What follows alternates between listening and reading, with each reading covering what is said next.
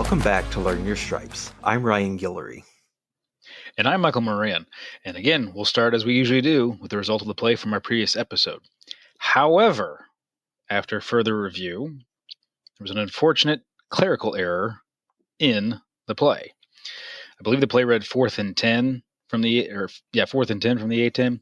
Should have been 4th and 15 from the A10. So send your mail to learnyourstripes@gmail.com. Let us know how much we or I screwed that up. So let's give a quick correction here. 4th and 15 from the A10. A99's punt is partially blocked in the end zone. It goes high into the air, bounces at the A11. B59 bats the ball toward A's end zone, and A99 recovers and advances to the A15 where he is tackled. Now, since we're kind of springing the new play on you here, we'll pause briefly. Okay, and now we will give you the answer. So we asked, as always, for your ruling in high school and college and who would next snap the ball in this case. Now, in this case, both are going to be the same result. The play is dead when A99 recovers the ball. The reason that is we have a kick that crossed the neutral zone. Once it hit the ground, it has crossed the neutral zone. It has bounced back. A cannot advance the ball. So we do also have a foul for illegal batting because with B batting the ball, they're batting it. The description we're trying to get there is they're batting the ball forward into the end zone. They're into A's end zone.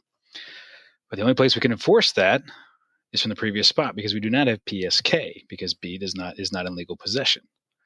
So we will enforce it from the previous spot, which would leave us with 4th and 5 from the A20. However, A can decline this penalty, take the result of the play, which would be a touchback, and have 1st and 10 from their own 20. And if you get that right on the field, cheers to you. That's a very interesting play that if you ever come across it, is probably going to make you think for a while, just as it's made us think for a while. But for any questions on the high school rule, you can go to, that would be in Rule 8, Section 5, Article 3 addresses this. So no matter what you think, it is weird for K to end up with the ball in their own end zone and declare dead in their own end zone and have it be a touchback and not a safety. But that's one of those, that's what the rule says, and that's what we're going by, and that's why it's important to know the rules very thoroughly when these weird things come up. I think the biggest thing is if you've got the bigger takeaway, I think, is if you've got a scrimmage kick that has crossed the neutral zone, whether in high school or college, and A or K, recovers, we need to stop the play, right? Like right. In the question here that he advanced to the A15, we would want to shut that down just so nothing else bizarre happened because they're not legally allowed to advance that ball. So that's, again, a bit of a red herring there with the end of the question. So, and again, my apologies for the wrong down and distance there. So hopefully that doesn't happen on the field this year. Maybe we get out of our system early. Yep.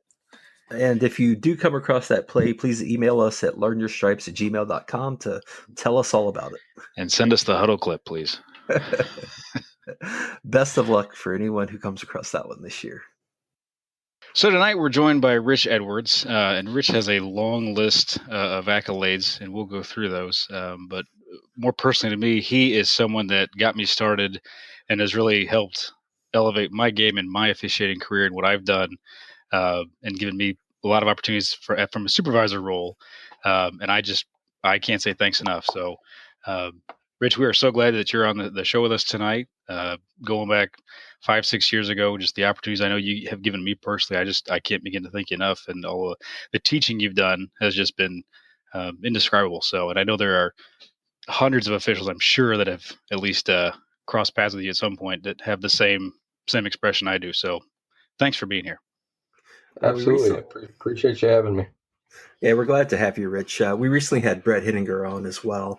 Between Brett and Rich, we spoke about the local rule studies that we have, and they help to run those and also give lots of us, as we're coming up, opportunities at scrimmages and practices in the areas. So we are all, especially, and Michael and I individually as well, are very indebted to you for all you've done for us, Rich. And it's very nice to have Rich as a referee in the MAC. And so it's nice to have a white hat on. We've mostly had wings or umpires on to date, so it's nice to have somebody from that position as well. And so thanks for joining us tonight, Rich. We really appreciate it. Yeah, absolutely. So the way we usually start and ask most folks, how did you get started? What was the beginning from where you are to where you are now? Oh man, glutton for punishment, is that the right word? So no, so I grew up in the Chicagoland area. My best friend growing up, which was my neighbor, his dad was a Big Ten baseball umpire and also a high school and basketball and football official. I think he worked several state finals in football. And so I just remember as a kid tagging along. Things were a little bit different back then. It wasn't as, I guess, professional / serious as what it is today. So it wasn't uncommon for us to go to one of the college baseball games, and he'd give us a bucket of baseballs, and we'd go down in the batting cage and practice. Hit. We're 8 to 10 years old, and we'd just go do that during the game, and or we'd go to a basketball game with them, and the AD would go lock us in the auxiliary gym, and we'd play basketball for a couple hours while he worked his game, and on we went. And so in my hometown, when you got to be about 15, they would allow you to umpire the 13U age group. So it wasn't that much different, right? You're only a couple years older than these kids. And so I started umpiring baseball at 15. Really thought that was kind of going to be my path in officiating. And right before, I think it was my senior year of high school, my buddy was working some Pop Warner games and stuff like that, and he tore his ACL at football practice. And so his dad calls and says, "Hey, what are you doing Sunday?" I'm like, "I don't have any plans." He goes, "Well, you're going with me." And so I'm going to work. I've never played a down of football in my life. I was a huge football fan. My dad wouldn't let me play. And so I was always around the game. My two best friends were both all-state quarterbacks. And so here I am, 17 years old, and I'm going to work my first football game. I still actually have the flag in my bag. I carry it with me to every game. It was the flag was a rock. Okay, it was a rock with the flag over it and taped up. And so I remember throwing it, and I hit a kid with it, and the kid's like, "Ow!" I don't think that kid held again after that, but but that's kind of how it started. It kind of happened by accident, and I did it the first time. I learned some things that day. Mr. Hoba was very, very firm, very, very tough. I know that's going to come surprise to you guys that I kind of followed in that mold, but he taught me a lot that day. My first time officiating, and there's still some lessons that here we are 20 some odd years later, and I still take lessons that I learned on that very, very first day, how to carry yourself, what to do. So that's kind of how it started. I worked my way through college. I officiated both sports all the way through college. I got involved in Division I baseball very early. I think I was 25, 26 years old, worked my first Division I baseball game. I got into college football probably a year or two after that. And when we had our family, I knew something had to give. I didn't have enough time to work my professional life, try to raise a family, and do both sports. So something had to give. And so baseball was the odd man out, which baseball was my first true love. And it still is, something I'm extremely passionate about today. But there was just something about football, and, it's been a grind, and, here we are today. So that's kind of so truly it happened by accident. It happened because somebody blew out their ACL, and that's really why I'm here today. So. Well, Rich, I mentioned a moment ago that you're currently a referee, but I know you've worked a number of positions. You've been line of scrimmage, center judge as well. So you've sort of faced it at different spots on the field, different responsibilities. And you brought this up a moment ago, just when deciding between football and baseball. But in general, how do you balance between your professional life, your family, and your officiating work that you do? I'm not very good at that. I go kind of 100 miles an hour at all times. It's like the treadmill of life that I'm on. Officiating is a 12-month-a-year avocation at this point for me at the level that I'm at. And so, it's not uncommon to, it's late nights, early mornings. It's, trying to be extremely efficient with your time. I know I fall short all the time at trying to, to be everything to everybody. But I just feel like too much, if much is given, much is expected. And I feel like I've been given some great opportunities. I've had some great mentors along the way. And I feel a huge duty and obligation to give back. That's why I do what I do. That's why I do the signing. That's why I help run the meetings. I remember what it was like to be, you know, 25, 26, going to those Butler meetings, not having any idea what's going on, just hoping I get my first college game. Um, so it's very important to not forget where you started, where you came from. You never know who's watching. I mean, it's, whether it's somebody to help you, or at the flip side, that somebody that you can have an impact on.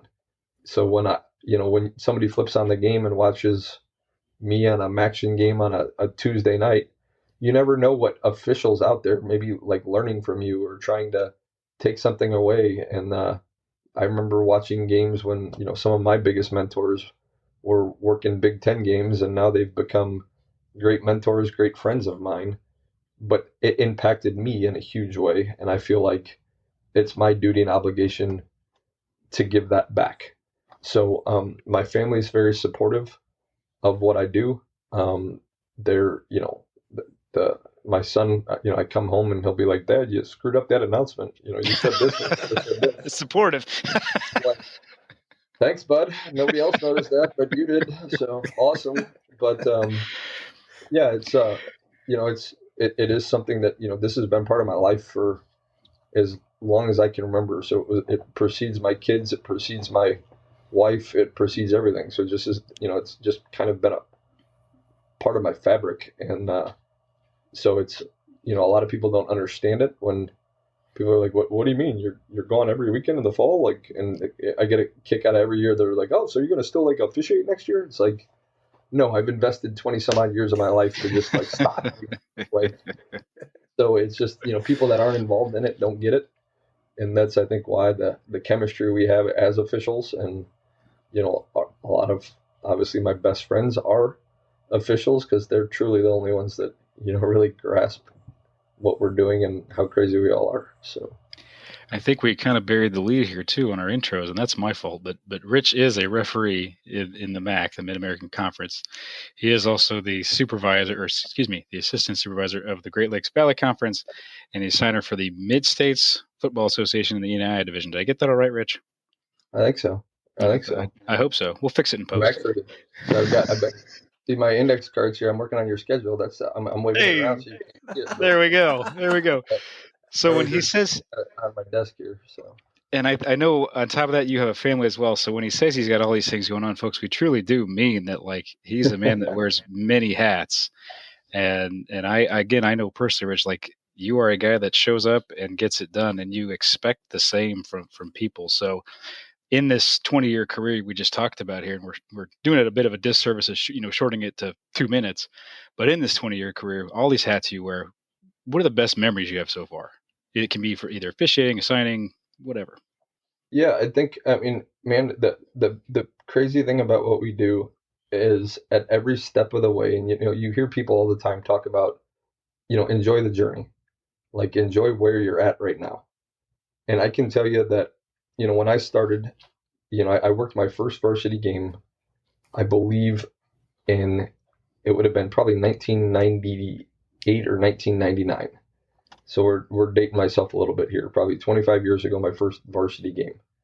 When you start doing that, like, you're just looking for, that first big, sectional assignment, or, I remember the first time we worked like a Cathedral Chittard game. And I'm like, it's never going to get better than this, man. We just worked Cathedral Chittard. Like, this is huge, right? And then the crew that I was on at the time, they had been together for a really long time, like 20 some odd years. And I was new to the crew, and they had never worked a sectional final. And I happened to be with the crew chief on that crew when the assignments came out, and seeing his face when we found out we were working a sectional final and what it meant to him after all of those years of grinding and the rejection and every year, not getting it, to see his face when that happened is one of my favorite moments that I've had in officiating. Just, doing it for someone else. That was awesome. So we worked our, first sectional final. Then I became a referee and had my own crew. And, we had some awesome games along the way. We worked a really good schedule. We worked our first regional, and then, at that point we kind of timed out, and that's when it got into kind of Division II football and everything like that. Then you get into, my first year in the Heartland, first year full-time in the Heartland. I had the privilege to work the Monon Bell game. It's never going to get better than that, right? You got 13,000 people, and, at DePaul, like, it's never going to get better than this. It was a walk-off field goal to end the game. I mean, it was incredible. Never going to get better, right? Move on to Division II. Get in Division II. My second year in Division II? I had the opportunity to work at the national championship game. Watching that, we knew that we had a chance to work it, but it had to, the right teams had to win in the semifinals. My son my middle son at the time, I think, was 6 months old. My older son was 2, going on 2. And I remember sitting in our basement at home and, streaming these games, and we watched the first game and the right team won. The second game, I mean, I've never been more nervous in my entire life watching that football game. Like, a game that I had no rooting interest from a team standpoint, but I was on every, pins and needles the entire game. They finally pulled away with about 2 minutes left in the game, and we knew we were getting the assignment. And so holding my son in my arms and, watching the end of that game, that was awesome. That's something that I'll never forget. Going down to Florence, Alabama, the last year it was in Florence, and working that game was incredible. Then you get to Division I football, and you get to work some pretty cool assignments. I was fortunate enough to work a national quarterfinal in the FCS ranks, and then get to the MAC, get a chance to work in some Big Ten stadiums. There's nothing like working in front of, 110,000 people at Penn State or, Wisconsin or Nebraska, some of the places that I've been fortunate enough to go so far in my career. Worked the MAC championship game, some of the bowl games. Like, it every time you think it's not going to get better, it does, right? And so, I feel like I'm getting close to that cusp of working at the next level in the Big Ten. And then at that point, man, you're talking about a whole another set of, unbelievable opportunities, unbelievable games. And so, it's hard to narrow it down to just one, because it's just when you truly say enjoy the ride and document it. I have a running spreadsheet of every game that I've ever worked in college football with the crew, like, listed out. So I update it every year. And it's really fun once in a while to go back and look at the games, the crewmates, the different people that you've worked with over the years. And when you start looking at it, because, I mean, I'm kind of a guy that live in the moment, like, what's next? Okay, that game's over, move on. Like, try not to get too high, too low. But when you kind of look back at it and you look at the resume, you're like, man, like, I've accomplished a lot at this point. Yeah. And, I'm probably only halfway through my career.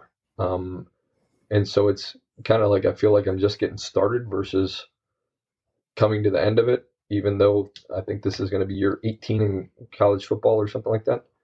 But it's been a fun ride. It's been a lot of work, a lot of hours away from my family, a lot of, late night study groups, and, kind of batting through rules exams and, all the other stuff. But it's all been worth it, man. It's the people that I've met, the places I've gone, I just can't say enough about it. So, Rich, you kind of touched on this already in terms of, helping those coming up in the ranks, and obviously you benefited from that as well coming up. Who were some of your influences, or some of the people who've been mentors to you along the way, who've had an impact on your career?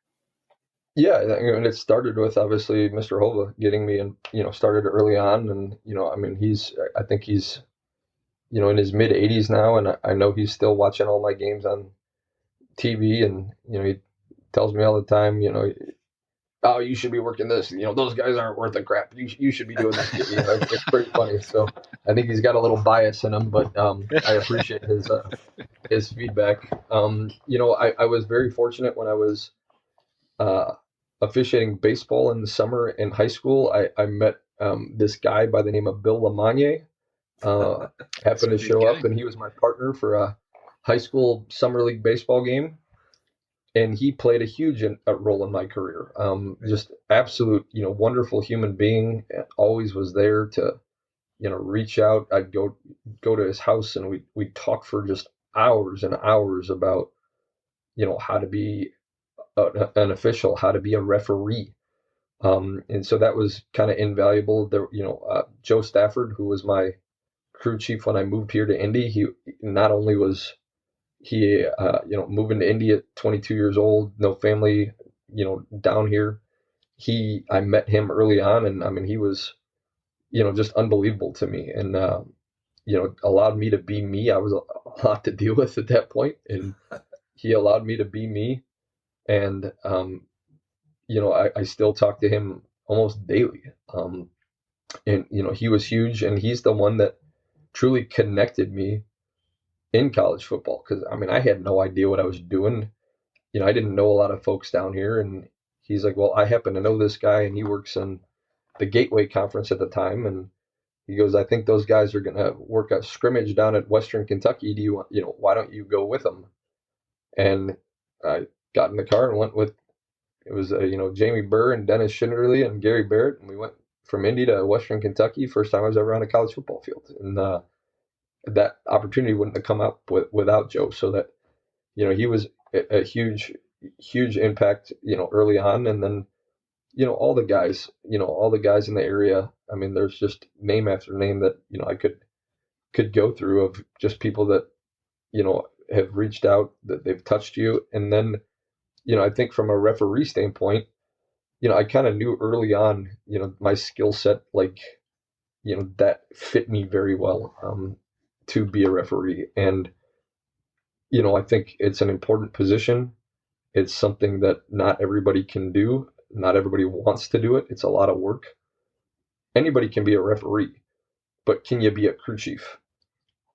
That's hard, right? It's really hard. And so, I really latched on to Lamagne with that. When Alex Kemp was in the Big Ten, I was fortunate enough to meet him and work some spring games with him.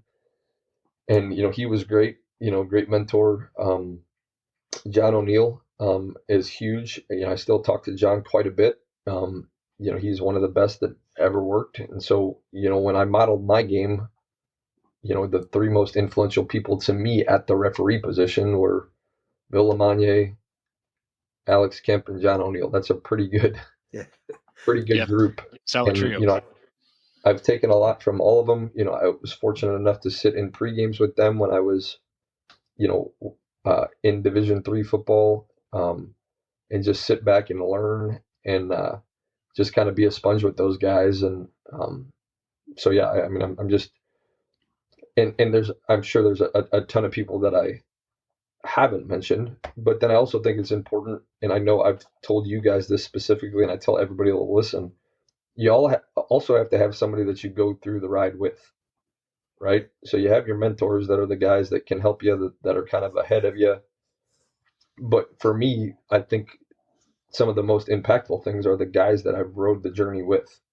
And the two guys I would call out specifically would be, Brett Henninger and Brandon Harris. Brandon and I started baseball together. We worked our first ever JV game together. Our observer happened to be some guy named Brian Neal, and he wrote an evaluation afterwards, and I still have it. And it's like, hey, this was really good. If you guys keep doing what you're doing, great things are going to happen. And I still go back to that, and it's like, Brandon's in the Sun Belt, I'm in the MAC, pretty cool. Like that was, and so we spent a lot of time together. We were on the same high school crew. We'd go our separate ways and work our college games on Saturday. We'd get back together Saturday night to talk about how the games went. We studied the rules together, and then I met Brett when he got on our crew in the Division II league, and he's become one of my best friends, and we talk nonstop about it's football, about life, about everything. He's kind of like my little brother forever, and now he kind of passed me up, and he's headed to the Big Ten this year, and I couldn't be more proud of him. Like, I'm so excited for him, and he's going to do great things there. But we've shared this journey together, and when I see him on the field, I know a part of me is out there with him, just as when I'm on the field, a part of him is with me. So we celebrate each other, we're there for each other, and it's very important that you have that, because as you're going through it, not everybody understands what you're going through, and so to have somebody kind of right around the same place that you are, going through the same struggles, the same journey, the same situation, it's very, very important. And I encourage everybody to find, yes, you want your mentors and everything, but you kind of have to have your ride or die that's right by your side, and doing the same things that you're doing, kind of holding you accountable. And that's what, when we get done tonight, Brett and I are going to jump on and do a rule study, getting ready for the season. So we're still doing that stuff together here. I think we met in 2009, and we're still grinding away together. So very cool. I mean, we've talked about kind of reaching up, getting help. What about reaching back to pull? I know you use this phrase a lot, pulling guys up. And I mentioned it a little bit at the top of the show that you have helped an innumerable amount of officials in this league, Yep. or whatever league they're working. What do you find the most successful way to recruit new officials? I mean, part of why we started this show is to just help other guys and gals learn the rules and just get that first step going. So what have you found that has been successful in recruiting and even retention? Yeah, I don't know that I would say that, from a recruiting standpoint, I don't know that I've done the best job of recruiting. I think what we do, I don't feel like just anybody can do it. I feel like you have to have a certain temperament. I think you have to have a certain way about you. It's hard, man. It's not easy. And to be successful at it, I think you have to have some key, skills, some key, I guess, emotional intelligence, some IQ to you about handling situations, different things like that. So from a grassroots, like going to recruit, I would say that I haven't done a huge job of that, because I think I'm pretty selective in the people that I, pick or choose to be around. I do, right now, I think, we mentioned that I have children. I coach their baseball teams. I talk to the umpires. These are guys that are brand new to the game. They're just learning. And so I try to help them while I'm out there. And a question I always ask is, do you guys do any other sports? Especially if they're young and they're interested and they're, willing to get feedback. I usually say, hey, and once again, this is what we're talking about. You never know who's there, right? So this young kid's working, first base in a 10U baseball game, and he doesn't realize that a college football assigner is standing 5 feet from him. And I'm asking him, hey, have you ever thought about working football? Yeah, I actually have. Okay, here's my number. Reach out to me, and I got you. Okay, we'll get you with the right people. We'll get you set up with the local rule study, the local football class, and we'll get you in the right place. A lot of times early on in the season, in August, before our season gets going, I get my kids to bed. I lay down and throw on old TV 40 or whatever it is these days, TV 23, whatever it is, and I'll throw on the local high school game. Yeah. And you're kind of watching, and you're like, hey man, that guy moves pretty well. Like, who is it? And sometimes I'll find out and be like, oh yeah, that's so and so. He's already in college football. But there are several times. There's a guy this year. I'm like, who is that guy? That guy looks pretty freaking good. And so I knew who the referee was. I reached out to the referee and said, hey, like, crew did an awesome job. Like, tell me about this guy. Well, next day I got connected with that guy, and he, we invited him to the rule study, and, he's starting the process. So you just never know. You never know what that path is going to look like, or who's watching, or what's going on. The thing I tell people all the time, and I think this is what separated you, Michael, from a lot of people, is every clinic I go to, I'm always like, hey, if I can help you in any way, reach out. Reach out to me and let's talk and let's go for that. And you would be amazed at the number of people that don't do that. But you did, right? You reached out and said, hey, thank you. It was great to meet you. I would love to, shadow you sometime. So, okay. All right. So what did I do? I called you. I said, hey, I've got a scrimmage down at IU. Why don't you come with? Oh, by the way, bring your stuff just in case. And we got you on the field. Sure did. And next thing you know, well, they needed somebody next week. And so now you got to go do it. And what, that first spring for you, you ended up you worked at IU, at Notre Dame, Indiana State. You worked like an UIndy spring game, it's crazy. All it took was you being interested and you connecting with the right people. And you'd be amazed at how many people don't do that one little step. They're afraid to call, or they don't want to reach out, or they think they can do it on their own, or whatever the situation is. But I can tell you that, I joke around about the kind of like my little family tree, my little football officiating family tree. The people that have taken interest, the people that have, chosen to reach out and accepted the feedback. And I'm not easy on you guys, that. So I'm gonna make sure that if I'm gonna invest my time in you, A, you got to be worth my time. B, you got to be able to do the job, and you got to be able to handle the criticism that's going to come with it, because it's important, right? Like, it's important to me, and if it's not important to you, I don't have time for that. Like, I've got all this other stuff in my life going on.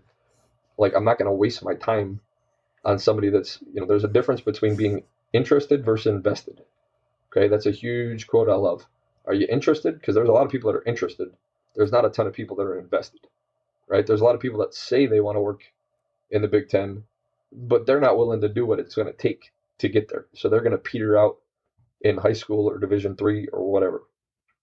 So, I think that's a big thing is, people aren't like actively, like, I'm not like running like ads on Facebook or something. Hey, come over here and I'll be your mentor. Like, that's not how it works, right? But when you find like-minded people that, are willing to put in the work, that do a good job, man, I'm going to go bat for you all day, every day. And, I think several of the people that I've mentored, whether it's been crewmates, whether it's been, I know that, the impact I've had on some of my crewmates, whether it was in Division II in the Missouri Valley, like, I've got them to some great spots. And so it's very important to me, right? It's very important we have to celebrate each other, right? Yeah, we're all competitive. We all want to be the next guy. Like, we all want to be promoted. Like, we all get that, right?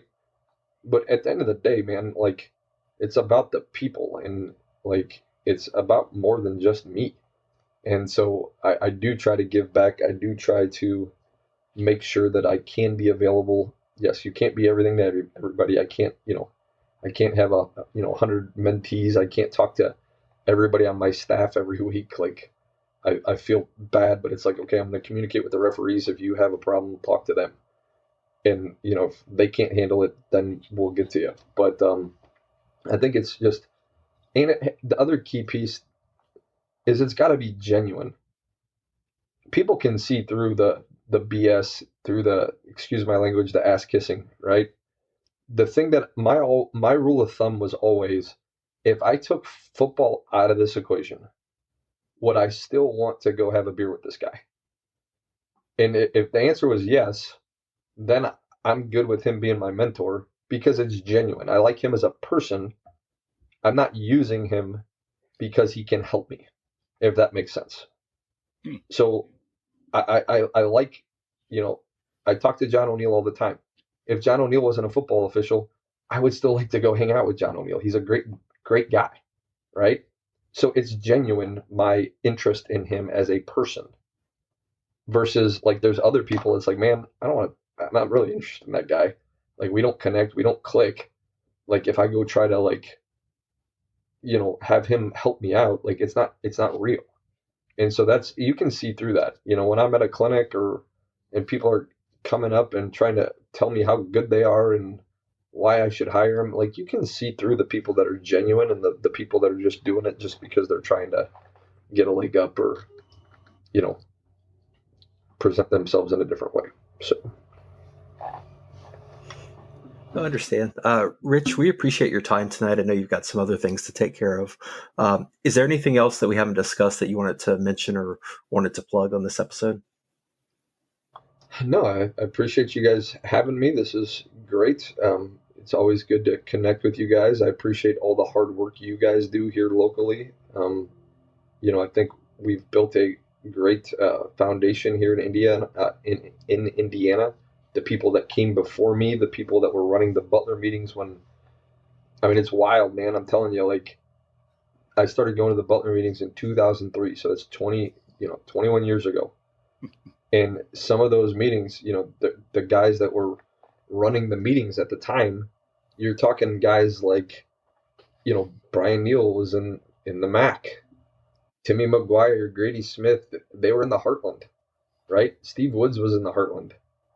I was trying to get into the Heartland. And, you look back and you see all those guys and what a great job they did. And they all kind of moved at the same time. And, just amazing officials that we've had come through here. But, the guys that came before them, they built this great foundation for us, right? And so now here we are.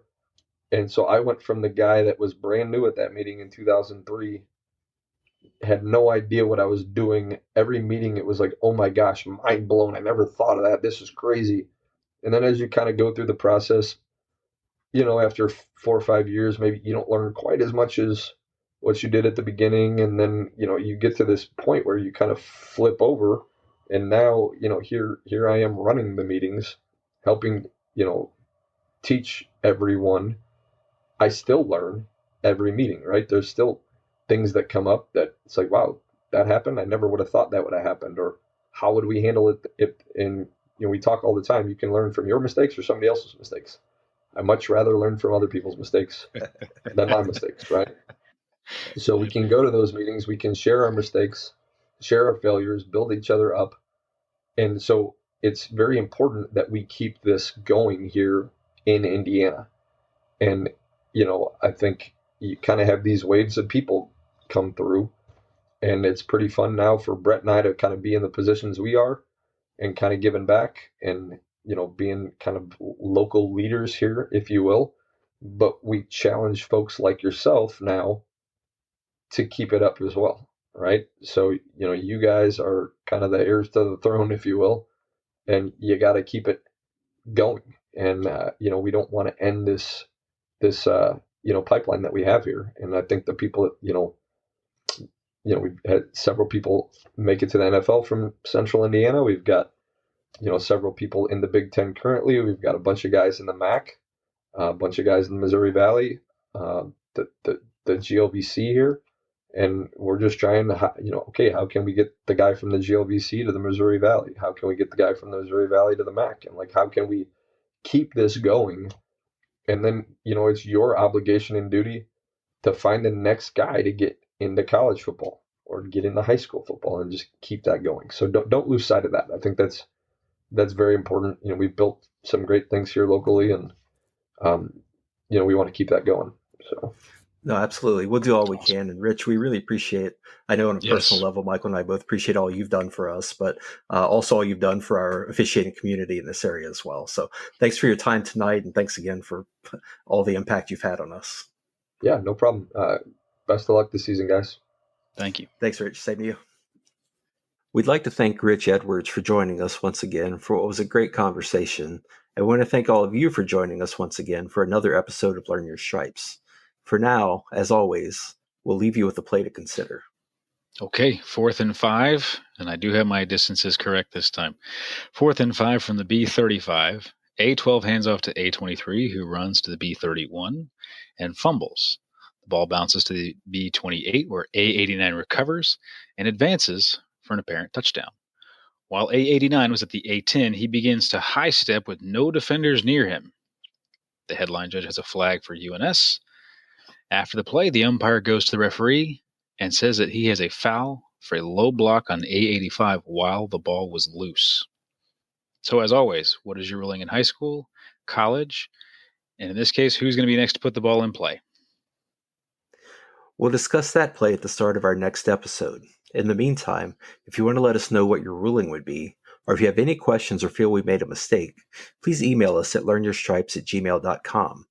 You can also contact us at learnyourstripes@gmail.com if you're interested in sponsoring an episode or advertising on the show. You can find us on your app of choice or obtain episodes at learnyourstripespodcast.com. Please also follow us on Facebook at Learn Your Stripes Podcast, on Instagram at the same name, and on X at LYS_podcast.